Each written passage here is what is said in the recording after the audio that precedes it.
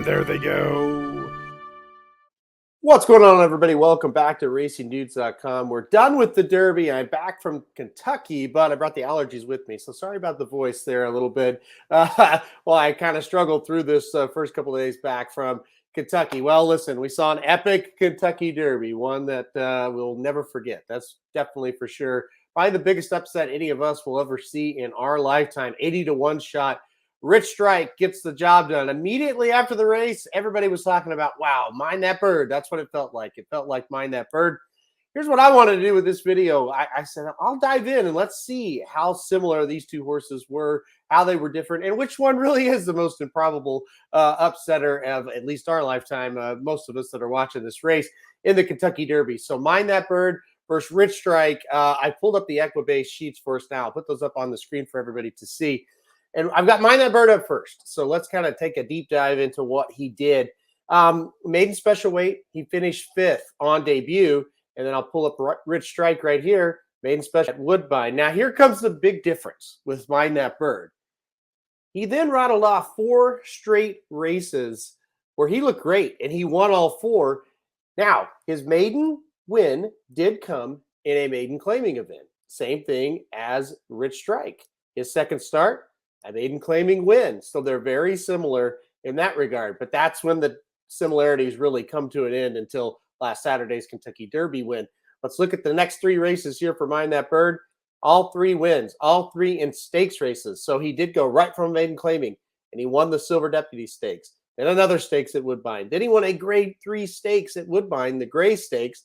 They thought so much of him, they ran him in the Breeders' Cup Juvenile. Now, he finished 12th that day.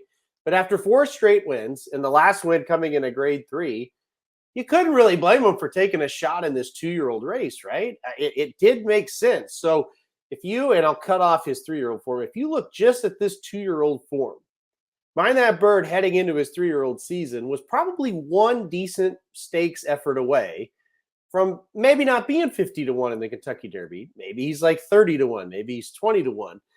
That's when he kind of fell off. The 2 stakes next before this Kentucky Derby, the Borderland Stakes at Sunland Park, certainly not a race that we take too seriously on the Kentucky Derby trail. He was 2nd.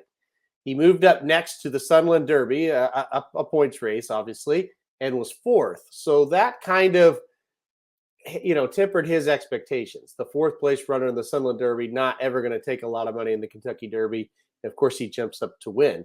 So you look at Mind That Bird as a whole. I'm not saying he shouldn't have been 50-1 in the Kentucky Derby. He should have been. But you look at him as a whole, even if I take away this Kentucky Derby and look at just the screen now, you don't look at that and think, hey, that's a bad horse. He's a graded stakes winner at 2. He did finish 2nd in a stakes race at age 3. He participated in the Breeders' Cup.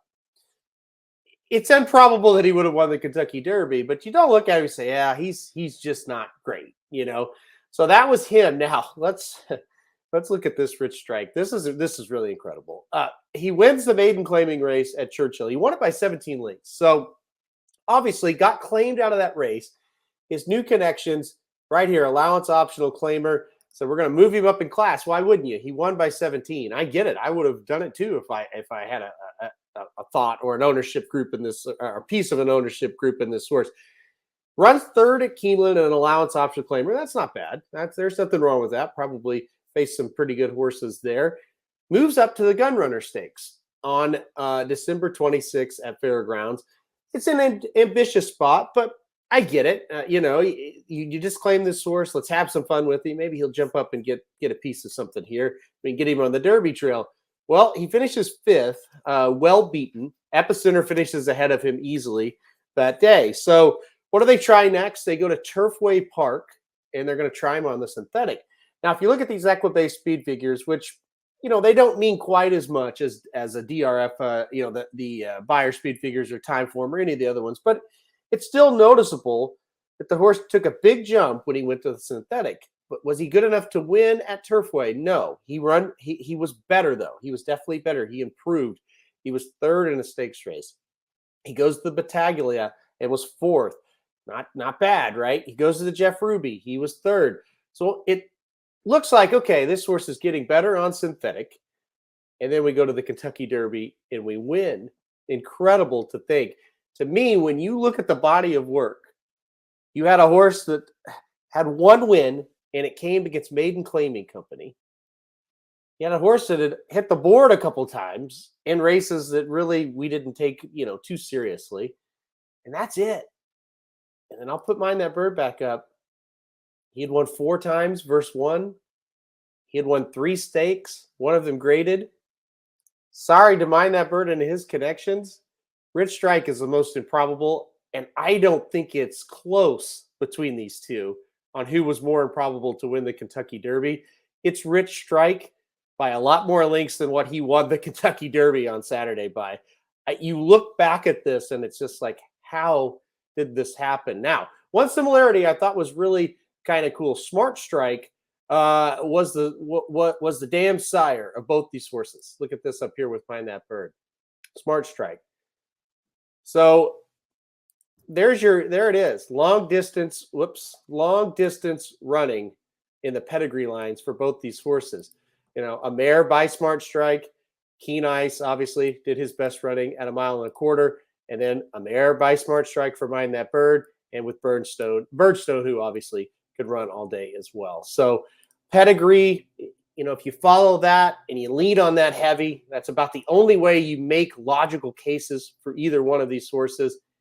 End of the day, I certainly couldn't do it. If you're watching this video and you cashed, wholehearted congratulations. You earned every bit of that astronomical payout, and I hope you're having a good time celebrating it now. But again, it was kind of fun to go back and look at this and say, wow, Mind That Bird was improbable. I mean, there's just no way around it.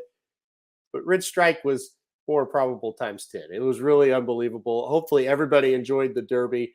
It's certainly one I will never forget, standing on that rail, thinking Epicenter or Xanon was going to win. Corner my eye, see Rich Strike coming up the rail and winning the race. It was unbelievable. So, all right, anyway, thanks for watching, everybody. We'll be here with content, all the way up to the Preakness now. You just shift gears to that. We'll see if Rich Strike can run as well as Mind That Bird. You might say, well, Mind That Bird didn't win the Preakness. Let's not forget, he was second in the Preakness. He ran extremely well, and he got beat by a horse of a lifetime in Rachel Alexandra. So we'll see if Rich Strike can kind of continue this Mind That Bird type progression and run well in the Preakness. If he runs like Mind That Bird ran in the Preakness, he's probably going to win the race. So we'll stay tuned for that. This has been a presentation of RacingDudes.com, your destination for all things horse racing and sports betting. Whether you want free winners, expert insider picks, up-to-the-minute trackside weather reports, or podcasts and videos for bettors of all skill levels, never make another wager without visiting the Racing Dudes. First,